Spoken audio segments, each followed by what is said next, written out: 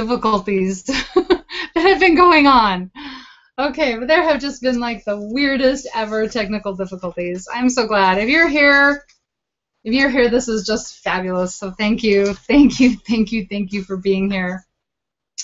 If you're watching this on YouTube, looks like there's a chat. I don't know. I do know there's a chat on my website. If you go to brightstarchurch.org, and then on top there is a link. It just says live stream. You can click on there. There's a chat window, and I'll watch the chat window to see if anybody asks a question. Okay, or if you want to email me. Let me just tell somebody here really quick. Try again. Okay. So there's somebody there, and you want to send me a quick message just to let me know that this stuff is working out, okay? Because it's driving me crazy. Okay, it's all right. It's all right. I want to thank you all so much for being here. This is my first live chat. Since our church doesn't have its physical space, I thought it would be kind of fun to try a virtual space. So I'll just do that. Okay, remember, if you want to send a message, you can do that to teambrightstar@gmail.com, and I'll just keep checking.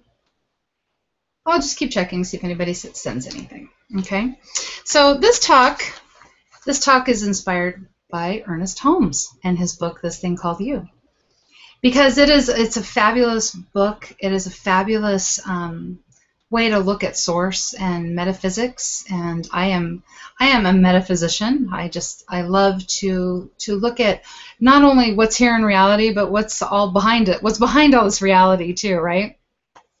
So this is what we're going to be studying. This thing called you for a little while. You are this thing called you. I am this thing called you, and what that means is that, well, there's something in you that you don't even know what's there yet, right? This thing called you is about how Source is working through us, how there's a power behind us that we don't even know about. You have been created to express the most amount of light possible while in a body. That's what you were created for, to express the most amount of light possible, okay? However that looks, right?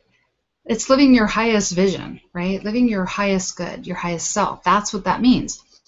But there are things that keep us from expressing this. There are things that keep us from expressing light because we're not always aware of what we really are, okay, and where we really come from. And so it's the little things like criticizing, condemning, judging, those things, right? They make us slip up. We don't express as much light. We find ourselves feeling miserable. Okay?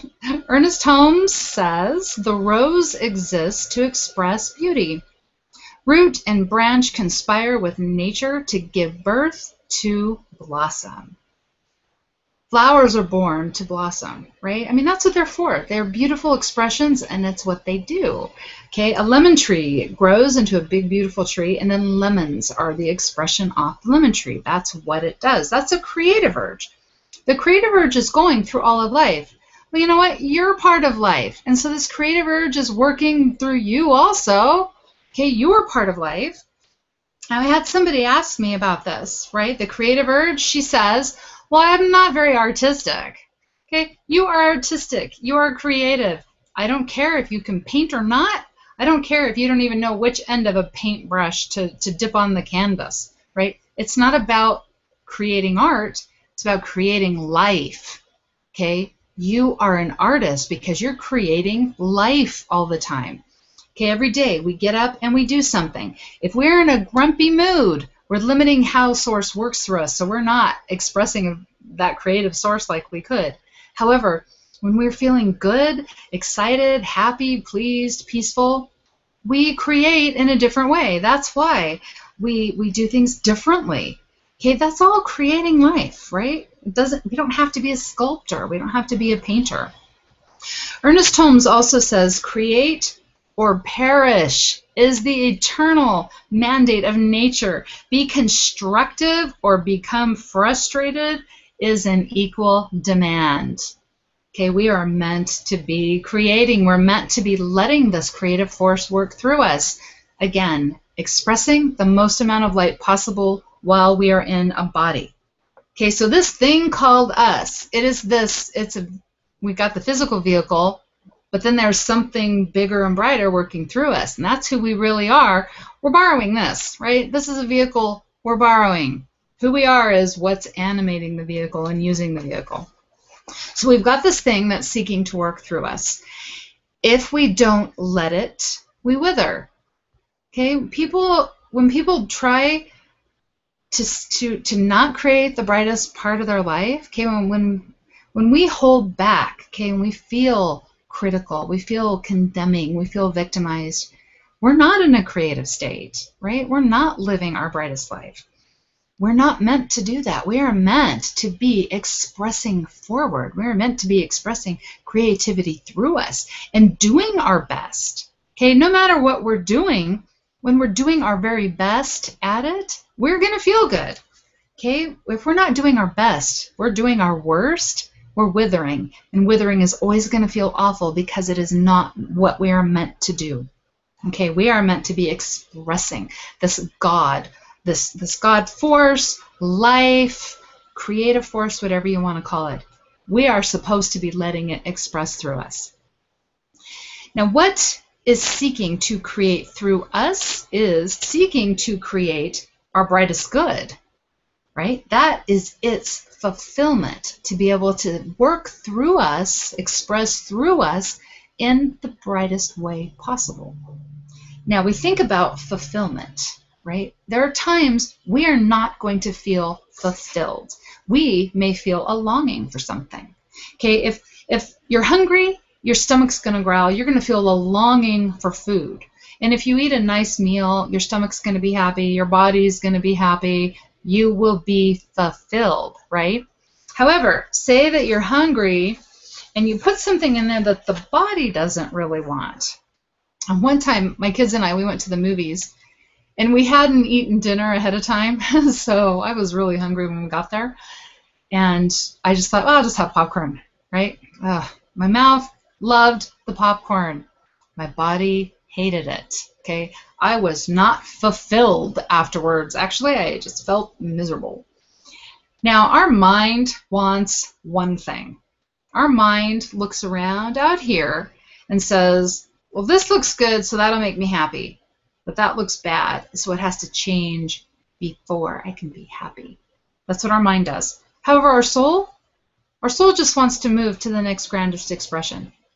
And our soul, that doesn't judge all the events in our life, says, you can use that to move forward. You can use that to express your next brightest self.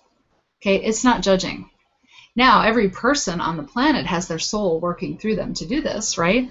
All of us, we've got the soul saying, let's do it. Let's express the next brightest version of ourselves. Okay, so the one source, okay, the great vast source that is behind all things is individualized or individuated into each of us. So we're each an aspect of source. Okay, so that's how we're connected to each other, because we're all from the same thing and we're not separate from that thing. Okay, just like our fingers are all on our hand, right? It's not separate from the hand. It's our hand, you know, fingers and hand. Okay, now what's happening is the source, it's seeking to express through every person, because really the goal of this game called life is to become unified again, right? And to recognize who we really are and to recognize who that person is, right? So we look at ourselves and say, God is working through me. I am an expression of God. And we look at another person and say, God is working through them. They are an expression of God. We're connected. Okay? And then ultimately, of course, to be able to look at someone who drives us crazy and say, that person is an expression of God. God is working through them. I can love them even though they drive me crazy. So we are moving toward this unity. That's what our soul is each working through each of us to move us toward unity. If we're moving away from unity, it's going to cause discomfort, and that's where that longing feeling is going to come in, right? Because we have to be on track to be able to feel the fulfillment of that creative energy working through us. Okay, so that discomfort just tells us, oh, you're going the wrong direction. Colder, colder, right? Remember that game? Hotter, colder. Okay, so you are an expression of source, right? And this thing called you is source expressing through your physical body. Your soul belongs to the universe. Okay, your mind is an outlet for source to express, right? To bring about that next grandest self that you are wanting to express, that we all want to express. We all want to express the next grandest version. We don't want to move backwards. We want to go forward. We want to express. We don't want to wither. Okay? Now, source is seeking to work through each one of us, and it's the reason that we will have a great desire to move in one direction, okay, or another. Source wanting to express through us is the reason we'll want so badly to do this thing or so much to do this thing. And we just don't even know what we're going to do if we can't even get to do that, right? That's source putting desire in us, right? And so that's what we move toward. Now, this is where so many people get stuck. They say, well, this is too big and bright. I don't think I'm capable, all right? Or just whatever. We start doubting the desire that comes through us. Okay, but this thing that is working through us, it's unlimited in its potential. We're the only one that limits ourselves. Okay, now we know we're getting stuck when we ask questions like, why does God allow suffering? Why doesn't God fix this for me? I'm a good person. Okay, somebody asked me that question this morning. Why is God punishing me? Right? I do all these good things. Why is God punishing me? Okay, hi, I'm glad you're here. I'm so glad you're here. I had somebody send me a message that said, if I have all this tremendous power, then why is my life so effed up? Okay, why is my life all effed up? Okay, God is not punishing. God is not punishing anybody. God is not allowing suffering. Okay, God doesn't want suffering. God's not the one effing things up. It's us. We're blocking it because we have just judged something as being bad. We've just judged something as being wrong. We block our own good with our attitude about something. Okay, we block our own good with our judgments about something. Any block that we have ever had about anything is because we have a judgment about it, right? We've judged it as not being a good thing. A long time ago, I was laid off from a job where I had been for over 10 years. And there were a lot of us laid off as a big mortgage company. Well, it's funny because I was all like, oh, I'm so sad. I don't know what I'm going to do. I gave them the best years of my life, right? Yet there were other people who got laid off too. And they were like, well, I guess now that I have nothing to lose, I'm going to start a business. Okay, there were people who just somebody moved to a beautiful beach town and started working for some book publisher, right? An exciting, fun job. It was something she always wanted to do, but was afraid to do it. She didn't want to leave a job where she had all this seniority and security, right, and a regular paycheck. Yeah, she ended up in Santa Barbara, California, okay? That all has to do with our judgments about the thing that just happened. I judged it as being terrible. Somebody else judged it as an opportunity, right? If we're judging something as terrible, we're being a victim of life, we're losing our opportunities to move forward, to express the next grandest version of ourselves, to be able to align with Source so that we're allowing more inspiration to come through us. The person who looks at a terrible event and says, well, what am I going to do now? I wonder how this will work. Okay, how's God present here? We don't have to even love the situation. It could be a terrible situation.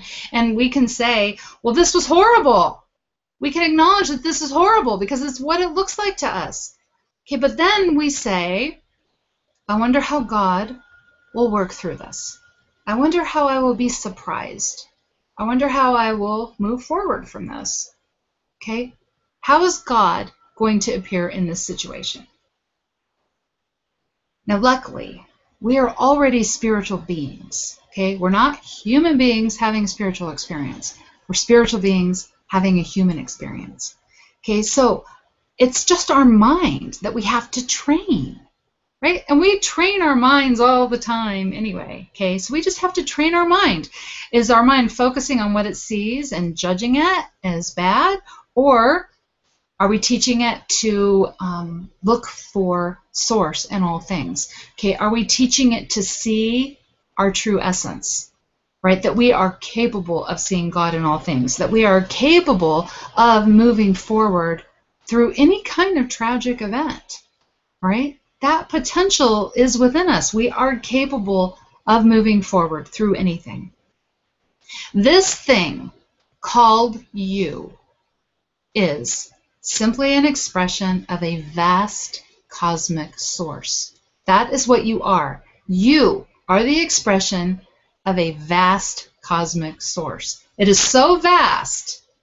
It's so vast. It expresses just a little bit through you, right? In a small package, okay? And it's expressing through billions of people. We awaken and we discover that about ourselves. That's what we want to teach our mind. That's what we want to teach our mind to do, okay? To be aware of us being a spiritual being in a body, an infinite being in a body. We awaken and discover that about ourselves. So sometimes we just have a really hard time getting that because our mind is so focused on judging everything outside of us. All right, I have a quote I'm going to read from the book. If God created you after his own nature, and there's nothing else he could have made you out of, right? Because God is everywhere present. Then the thing you are after is already here within you. The only things that stand between you and it are the accumulated thoughts, beliefs, and emotions of the ages. But there is nothing there that has not been put there either by yourself or the race. Okay, which would be tribe, culture, society, family. Look at all those great things. Family implants, right? What has been put there can be removed. These unbeliefs are thought patterns laid down throughout the ages and accentuated by your own experience, by your inherited tendencies and environment. There is no use wasting time speculating as to what avenue they came through. Your job is to reject them, okay? If you have a belief that is causing you to feel any kind of suffering, your job is to reject it. It's not who you are. You are an infinite being in a body, capable of vast creative expression. Suffering is going to make you wither and shrink. Okay, now we have a question.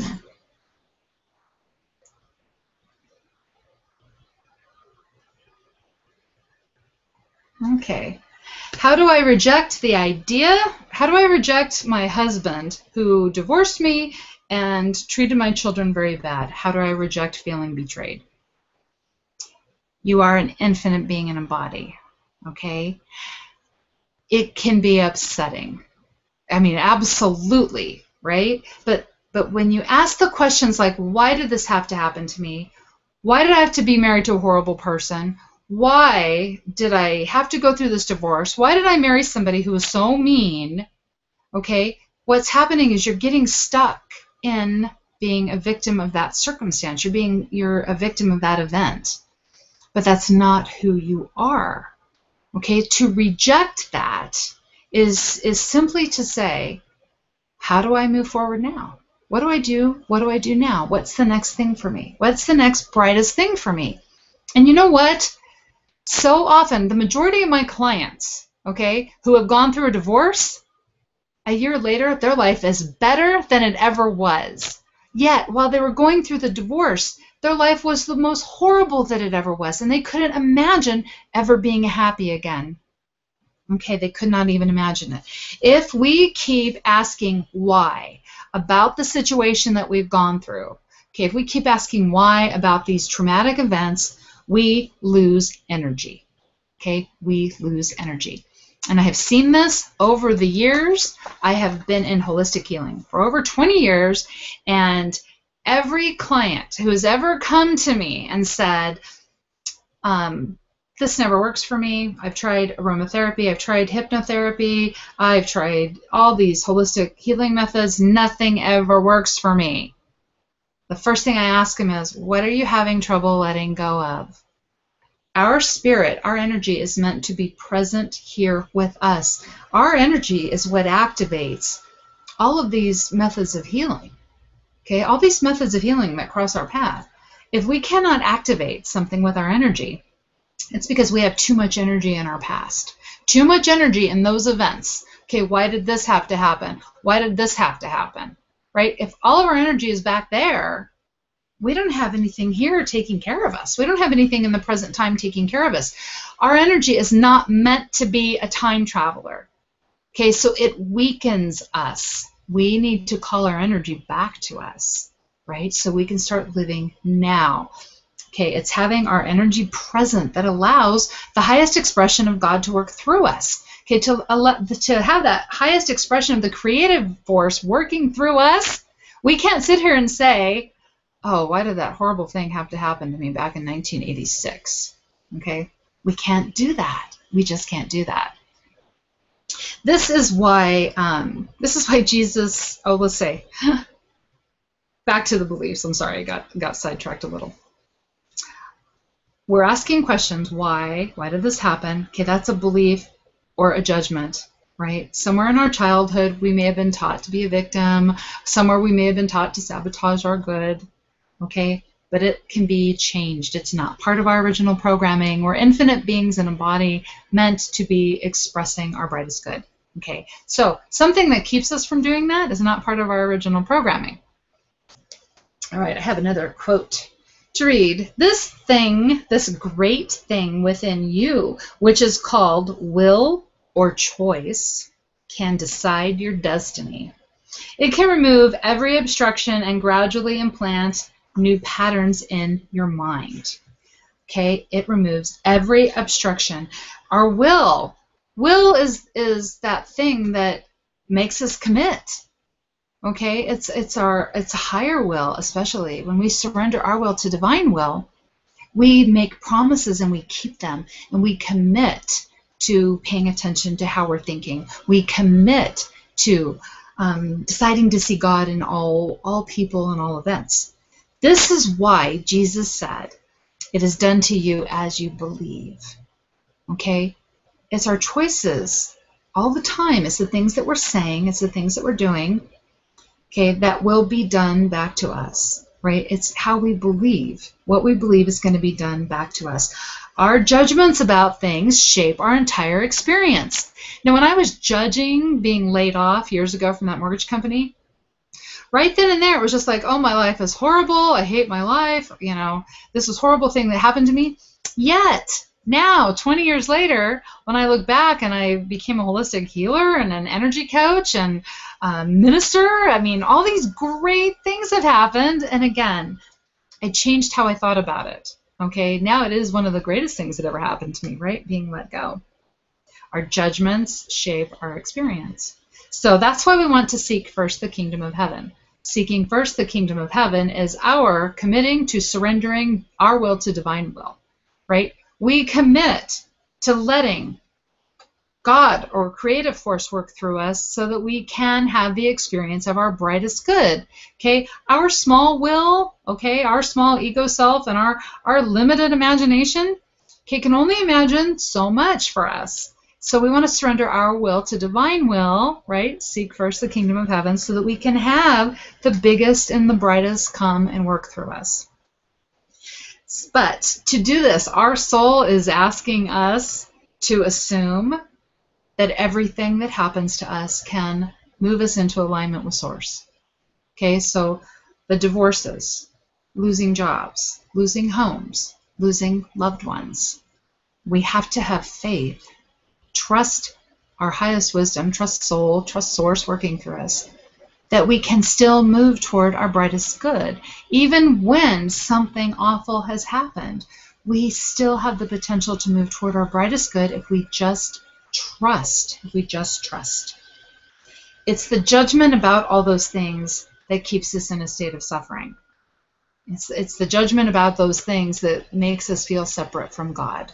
Okay, that's when we start asking those questions again. Why is God punishing me?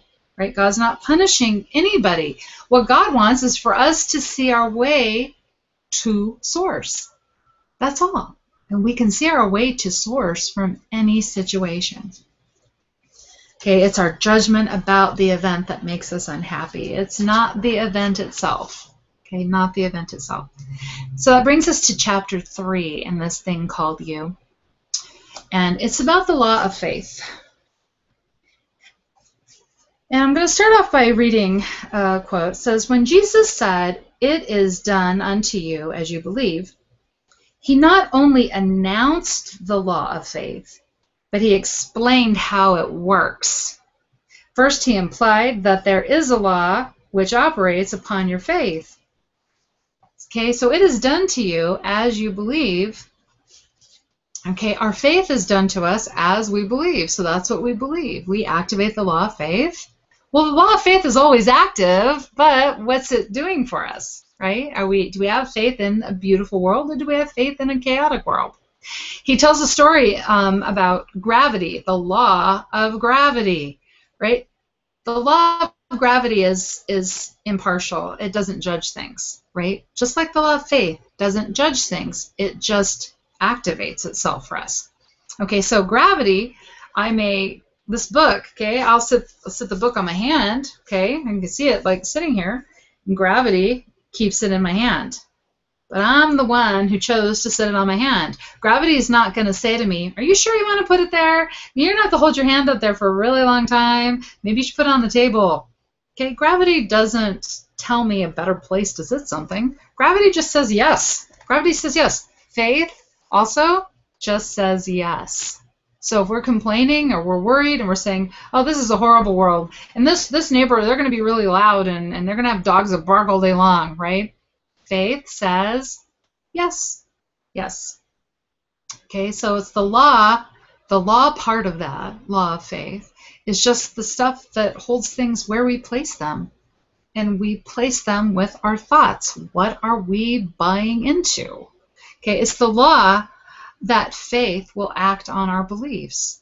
Okay, so what are we buying into? Okay, and it is limited to our beliefs. So if we have faith in the small little nothing happening, the small little thing is what we're going to get. Ernest Holmes also says, "It is only common sense to recognize that what this law does for you, it must of necessity do through you." That means we experience all of it. The gift of life is not complete until it is accepted. We have to accept this thing. Okay?